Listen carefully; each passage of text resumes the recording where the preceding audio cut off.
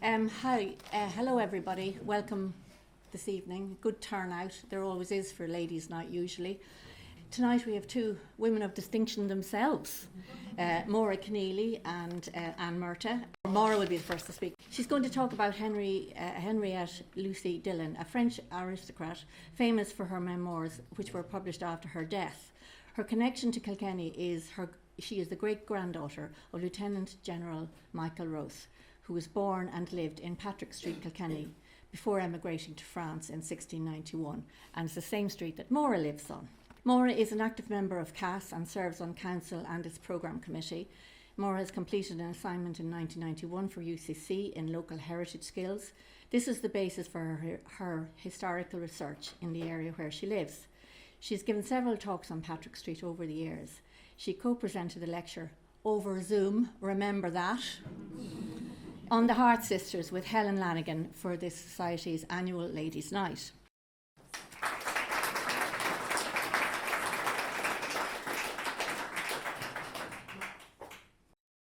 Thank you, Anne, and welcome to everyone. Over the next 35 minutes or so, I'd like to give you a glimpse into the life of Lucie Dillon, Marquise de la Tour du Pin. I became interested when I discovered her ancestor came from Patrick Street, and this prompted further research on my part. Now, I can only scratch the surface of her long life here, but I hope to convey the essence of this remarkable woman in the context of the era in which she lived. Lucie was born in Paris at 91 Rue du Bac, known locally as l'Hôtel de Rothes, in February 1770, to Lucie Thérèse de Rothes and Count Arthur Dillon. She was descended from a senior branch of the Rothes family in Kilkenny when John Rothes Fitzwilliam came to Ireland in 1172. She was the great-granddaughter of Michael Rothes, who was born in Kilkenny in 1661 and whose family lived in a fine mansion in Lower Patrick Street. He was the second son of Edward Rothes Fitzpeter and Catherine Archdeacon. This is the monumental tomb of his granduncle, Richard Rothes, who died in 1637, and you can see this in St. Mary's, now our museum. David Rothes, Bishop of Ossory, was Michael's granduncle, and it's said that Michael's mother, Catherine Archdeacon, was the one who held the bishop's hand when he was dying. So after the Treaty of Limerick, Michael Rothes' estate was attainted and he emigrated, as many did, to France with the Wild Geese in 1691. His regiment was incorporated into the Jacobite army and became known as the Regiment de Rothes, and he was appointed Lieutenant General under Louis XV in 1720. There is much written of how Michael Rothes served with valour and distinction on the battlefield over the years. He retired in 1733 and died in Paris 8 years later in his 80th year. Lucie was also descended from the Dillons of Roscommon. Her great-grandfather, Arthur Dillon, went to France as commander of the Dillon Regiment with the Irish Brigade in 1690. Perhaps it was this heritage that gifted Lucie the fighting spirit she would need for the life ahead of her. Lieutenant General Edward Rothes, Comte de Rothes, Michael's only son, was 23 when he took over command of the Rothes Regiment. He commanded and fought many campaigns, but his crowning glory was the Battle of Fontenoy, fought during the War of the Austrian Succession on the 11th of May, 1745. The French commander, Maurice de Saxe, sent in 6 regiments of the Irish Brigade at the last minute when France was losing the battle. This halted the approach of the Duke of Cumberland's pragmatic army, and the intervention secured victory for France. Casualties were heavy on both sides. Edward was wounded in the battle, but survived to fight many more. James Dillon wasn't as lucky. He had only taken over Colonel Proprietor of the Dillon Regiment the year before, and he was killed in the battle. This victory was one of the greatest events in the Rothes Regiment and the whole Irish Brigade, and King Louis XV credited the Irish with the significant win. Irish valour at Fontenoy was celebrated at home in song, stories and poems for many years afterwards. In 1905, a delegation of 300, among them John O'Leary, Patrick Pearse, John McBride, Richard Barry O'Brien and others visited Fontenoy, and they were warmly received, and it was decided that a proper memorial should be erected. Sufficient funds were raised both at home and abroad, and Anthony Scott, a Dublin-based architect, designed a 5-metre Celtic cross which was sculpted out of blue Kilkenny limestone. It was unveiled with much fanfare on the 25th of August 1907 on the village green in Fontenoy, now called the Esplanade d'Irlande. The monument is now under the care of the Office of Public Works, and in 2014 €20,000 was spent on its renovation. The 250th anniversary was commemorated in 1995 when a stamp was issued by the Belgian and Irish post offices. Now back to Edward. Edward married Lucie Carey, only daughter of Lucius Carey, 6th Viscount Falkland, and his second wife, Laura Dillon, in 1748. They had 2 children, Arthur, who died young, and Lucie Thrace, born in 1751. In 1764, Edward bought the lordship of Haute-Fontaine in Picardy from the Marquis de Brion for 75,000 livres. It consisted of a magnificent chateau and thousands of hectares stretching to the surrounding villages.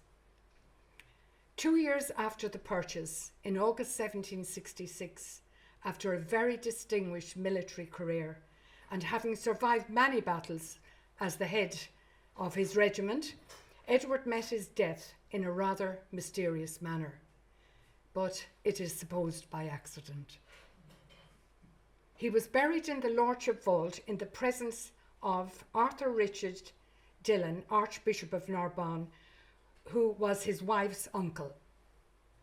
She was daughter of Eleanora. And the other person there was Robert Dillon, 9th Earl Roscommon. At this, the Rothes Regiment is no more, as his young son Arthur had died aged 8. Command of the Rothes Regiment now passed into the hands of the above Robert Dillon, when it became known as the Roscommon. Edward's daughter Lucie was 15 years old. In 1768, Lucie's mother, Lucie Thrace de Rothes, aged 17, married her 18-year-old first cousin once removed, Arthur Dillon. They had 2 children, George, who died aged 2, and Lucie. She was Lucie's mother, because with all these Lucies, one can get confused. Lucie's mother, Lucie Thrace, was a renowned beauty. She was described by Lucie as being as beautiful as an angel, and her sweet nature made her beloved by everyone. As Countess de Dillon, she became lady-in-waiting to Marie Antoinette and was an accomplished singer and musician. Count Arthur Dillon, Lucie's father, was an Irish Catholic aristocrat born in Berkshire, England. He was the son of Henry, 11th Viscount Dillon, and Charlotte Lee. He inherited his father's regiment when he was 16 and became colonel of the Dillon Regiment. In 1778, Arthur sailed for the Caribbean to be part of the American Revolutionary War. With Arthur away, both mother and daughter lived with Madame de Rothes. This was not a happy time for them. She was given to rages, and Lucie Thrace was completely in her power as she controlled her inheritance from Edward, her father. And she had already seized the Haute-Fontaine domain. From an early age, young Lucie witnessed appalling scenes between her mother and grandmother, and due to this, she learned discretion and reserve. Madame de Rothes, here on the left, was now living with her uncle, the Archbishop of Narbonne, Richard Dillon, as his mistress. They maintained a household from spring through summer at Haute-Fontaine when the family moved there. He was wealthy, but was more concerned with worldly rather than spiritual duties. Haute-Fontaine represented fun and amusement to young Lucie. The Archbishop had a passion for hunting and kept a pack of staghounds there. Lucie was allowed to ride with the hunt when she was 7, and when she was 10 she broke her leg. But it was during this time that she first developed an interest in books and works of the imagination. Her mother's friends read to her and performed plays. A young lady called Marguerite from the local area of Compiègne was engaged as a maid for young Lucie. She played a huge part in Lucie's life for many years and was very fond of her, and she often envied this lady her simple rural life. During my research, I came across another memoir of Madame de Boignet, a salon hostess of note, and she described summer in Haute-Fontaine. She said Lucie's grandmother would do the honours of the house, and she was quite pretty but despotic with it. There was always a lot of people there with hunting 3 times a week. Lucie's mother was a good musician, and the most famous virtuosi of the time were brought in and excellent concerts were given. Plays were put on, and in short, every kind of amusement. Madame de Boignet said that all the grandest, most brilliant and most fashionable people of Versailles and all the most lofty and distinguished clergymen did not miss the opportunity to go to Haute-Fontaine. When she was 12, in 1782, Lucie's life was shattered by the death of her mother from TB. Her mum was 31 at this stage. She learned Stoicism at this time, having to deal with the tyranny and greed of her grandmother, who now had stolen her inheritance. She immersed herself in reading and learning. She had a personal tutor called Monsieur Combe, who she regarded as a friend. He advised her to humour her grandmother, lest she be put in a convent. She was also a practical child, learning all the household and domestic skills in fear that her grandmother's avarice would prevent her from enjoying her own money. She developed her own musical talent at this time and was a brilliant dancer. Her father did not come back back to France for 4 years, but when he did, he brought news of his engagement to a wealthy widow from Martinique, the Comtesse de la Touche, Laure Girardin. She was first cousin of the subsequent Empress Josephine. Before leaving again, he picked out a potential husband for his 16-year-old daughter, Frédéric Séraphin, Comte de Gouvernay, a young aide-de-camp who was popular with his fellow officers and had served with Lafayette in America. Lucie's grandmother objected, but the Queen intervened and the engagement went ahead. She had fallen in love with Frédéric merely by talking to her father about him.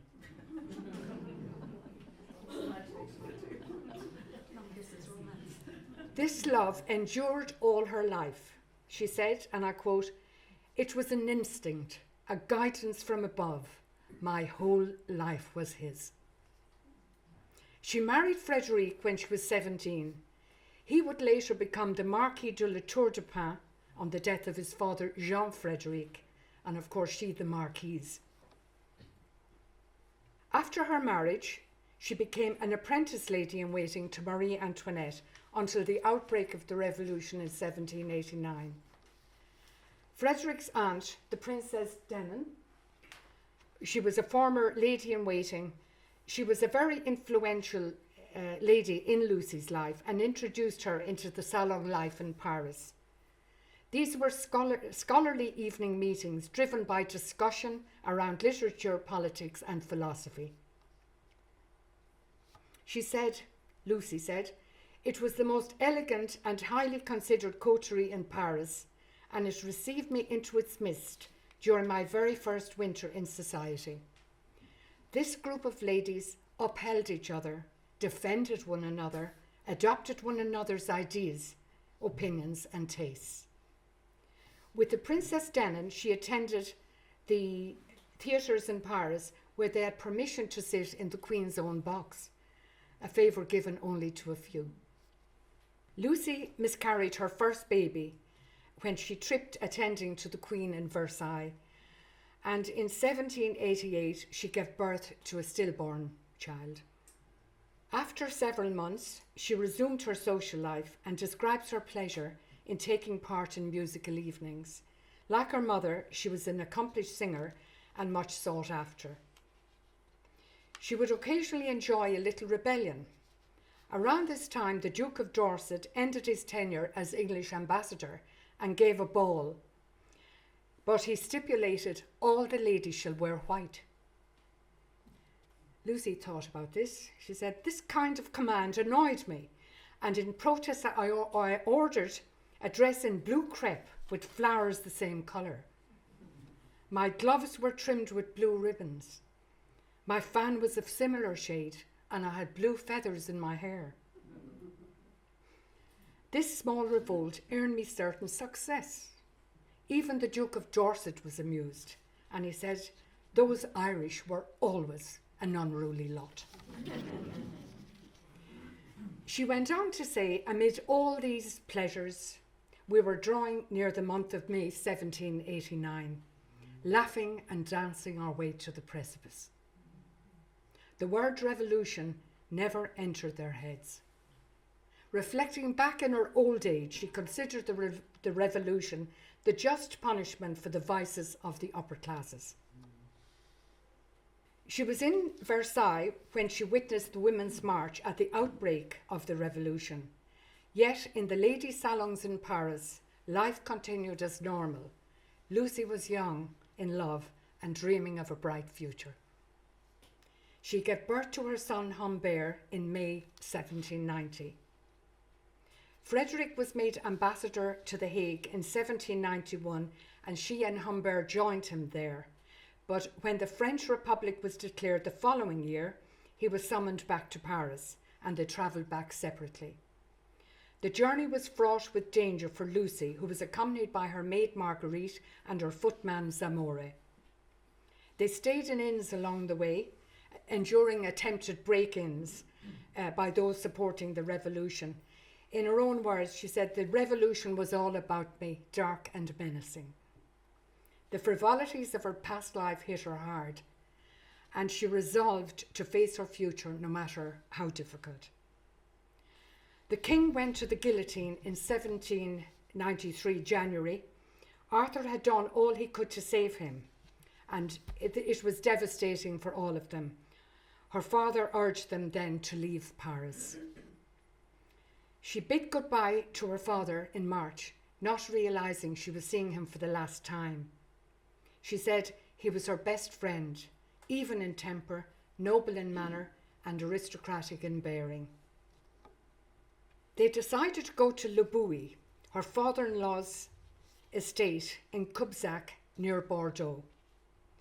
She was 2 months pregnant, and they lived together in bliss for 4 months, enjoying simple pleasures. She particularly loved reading from the vast library. During the late summer, Le Bouilly was seized and her father-in-law imprisoned, and they went into hiding in the local doctor's house, where she gave birth to her daughter Seraphine. The reign of terror had started in September 93, and Marie Antoinette was guillotined in October, despite pleas by Frederick's father, and this of course worsened his plight. In January 1794, the terror had reached its peak in Bordeaux, where a guillotine had been erected and heads were rolling every day. Fearing for their lives, Lucie secured passports for herself and her family through a very influential friend, Thérèse Talleyrand, who was married to Jean Lambert Talleyrand, a prominent member of the Revolutionary National Convention. In March 1794, they set sail for America in a cargo ship, the Diana, and she describes the difficult voyage with their young son Humbert, age 4, and infant Seraphine. The young captain was terrified of the French Navy, which was known to be patrolling the seas. Then the dreaded happened. A French man of war pulled up beside them, and the sailors, unable to board the ship in the rough seas, ordered them back to France, where they certainly would have faced the guillotine. Luckily for them, a thick fog descended, and they were able to continue their journey. They endured hunger and hardship, with Frederick seasick for the duration. During the voyage, Lucie cut off her hair, and as she threw it overboard, she said, "There goes the frivolities of my youth." Shortly after arriving in America, they received the distressing news that her father had gone to the guillotine on the 13th of April. And Frederick's father, Jean-Frederic, on the 28th. But Arthur kept his humour to the end. When being conveyed from the cart to the scaffold, a lady who was with Arthur tapped him on the shoulder and said, "Please, Monsieur Dillon, would you go first?" To which he replied, in his usual good-humoured way, "Anything to oblige a lady." And he proceeded. His last words were, "Vive le roi," delivered in a firm and loud tone, as if he were giving a military command.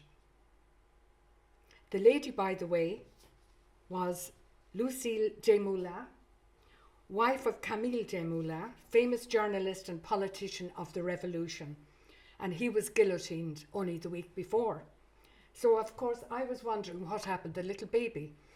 Horace, he was brought up by Lucille's mum, and he later emigrated to Haiti, where he stayed all his life and died there. Arthur is buried in Père Lachaise Cemetery in Paris, and his name is inscribed on the Arc de Triomphe as recognition for his sacrifices for France. Madame Denon, the former lady-in-waiting, who was the influential lady, she was now living in London among many émigrés, and she had sent letters of introduction ahead to America. They bought a farm in Albany and became friends with the local grandee, General Schuyler, who advised them and kept an eye on their efforts. Lucie got on very well with his daughters, Angelica and Eliza. Eliza had married Alexander Hamilton, with whom she enjoyed lively interactions on and off while she was there. This was a very happy time in their lives. She loved chatting with the neighbouring families and the few remaining Native Americans in the area with whom she traded. On the farm, she rose at dawn and worked all day. She had purchased a husband and wife team who had been cruelly separated, and she allowed them to live on her farm. The idea of having slaves did not sit well with her, but she could not afford to run a farm without them. She settled her conscience by making their happiness her priority, and she treated them as friends. She even made clothes for them. She loved her dairying, and she made butter. My butter was much in demand. I cut it carefully into small pieces, stamped with her monogram, and arranged them daintily on clean cloth in a clean basket. She was very proud of that. She also developed a great reputation for the quality of her cider making, using techniques from France. She described the harvest and the cooperation of neighbours, both black and white. She realised early on that she could not allude to her former station and gained huge respect for this. Then a huge sadness descended on them with the sudden death of Seraphine. Heartbroken, she turned to religion, which up until now had not interested her. But she was greatly interested in religion from then on. In winter 1795, she was pregnant for the 5th time. Then they received a letter saying they should return to France to reclaim property which could only be secured in person. It was also the right time for Frederick to resume his life in publicly. Before returning in 1796, Frederick and Lucie freed their slaves, and she wrote, "Never have I known a happier moment." They arrived back in Le Bouilh in autumn, and they found it overgrown and learned that a sale had taken place of all the valuable contents of the house. As it turned out, most of the furniture, utensils and linen had been bought by local people who, as soon as they had heard Lucie and Frederick were back, they arrived offering to sell everything back at the price they had paid. And they were delighted to see the library of books among the items. Bit by bit, the chateau began to regain its former appearance. Then she had the pleasure of seeing Marguerite, who arrived from Paris. She was just in time to assist the doctor with the birth of Charlotte. There was once again a second child in the family. In 1797, Lucie sold the Rue de Bac house where she was born. It was very run down at this stage, and they got very little for it. So things became unsettled again in France, so they moved to England for 2 years, staying with her aunt, Lady Jerningham, to whom she was very attached, at Cossey Hall, Norfolk, and at another of her houses in Richmond in London. Her son Edward was born in London, but died from pleurisy at 3 months. Humbert was now 9 and Charlotte 2. They decided to return to Paris when Napoleon came to power at the end of 1799, and were advised to travel through Germany as England was still at war with France. In February 1800, Cécile was born prematurely in Germany. Shortly after this, she met Josephine, soon to be Empress, and was entertained in her salon. In September, they moved to Le Bouilh, where they lived on and off for the following 8 years, still staying in touch with Napoleon and Josephine. Napoleon was looking for diplomats to lend legitimacy to his power, and from 1804 to his court. She got on very well with Napoleon and was able to use her influence to promote both her husband's and her son's careers. Her son Aymar was born in Le Bouilh in October 1806. In 1808, Lucie's half-sister by Arthur's second marriage, Elizabeth Francoise, known as Fanny, married Henri Gattia Bertrand, who was Napoleon's first in command. Lucie was given the task by Napoleon to make and carry out all the arrangements for the wedding. This couple and their family would go into exile later with Napoleon and are featured in de Steuben's famous painting, Death of Napoleon. Shortly after Fanny's wedding, Frederick was appointed prefect of Brussels, and they all moved there. Then came the marriage of her own daughter, Charlotte, in 1813, to Auguste de Liederkirk, a member of a leading family in Brussels. They moved to Amiens, where Frederick was prefect, and to Lucie's delight, Auguste was appointed sub-prefect.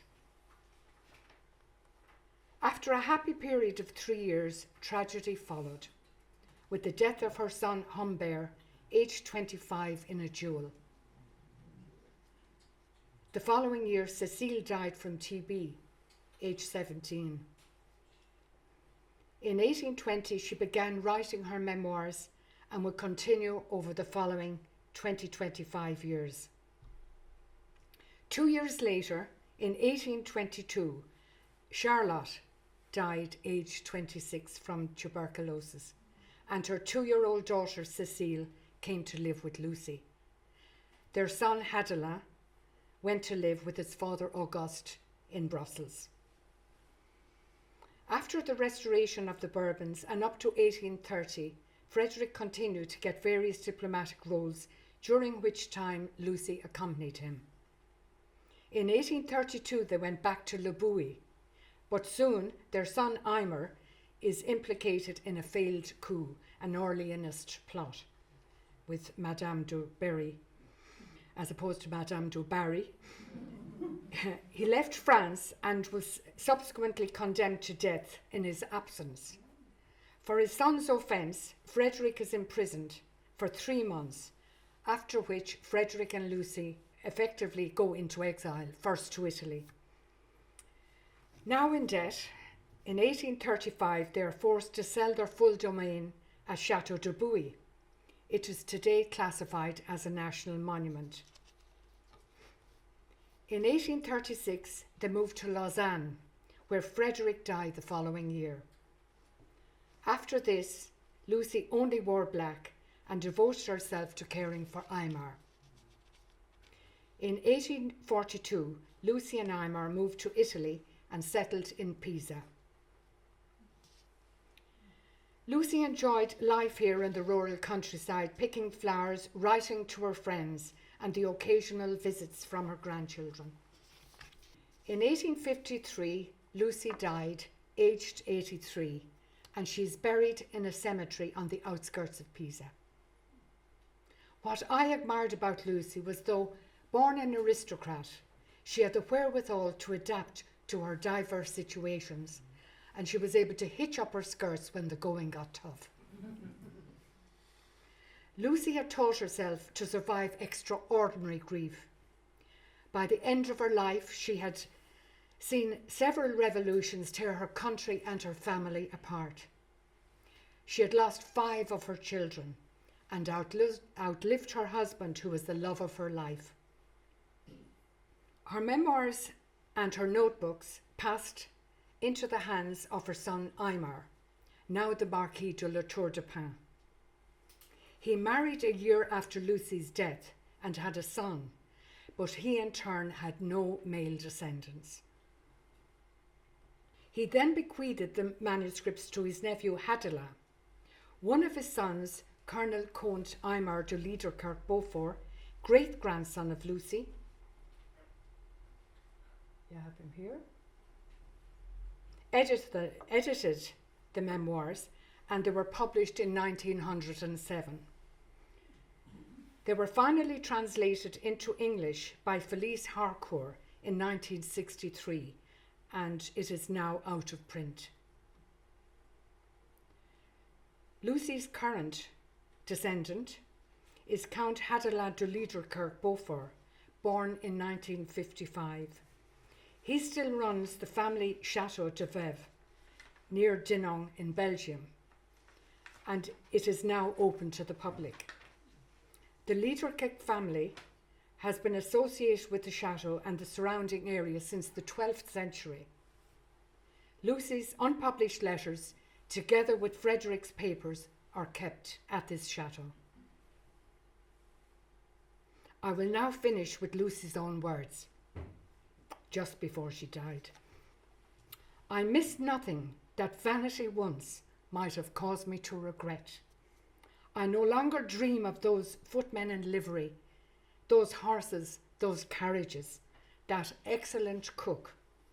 All that now so far from me, it is as if I had never known it.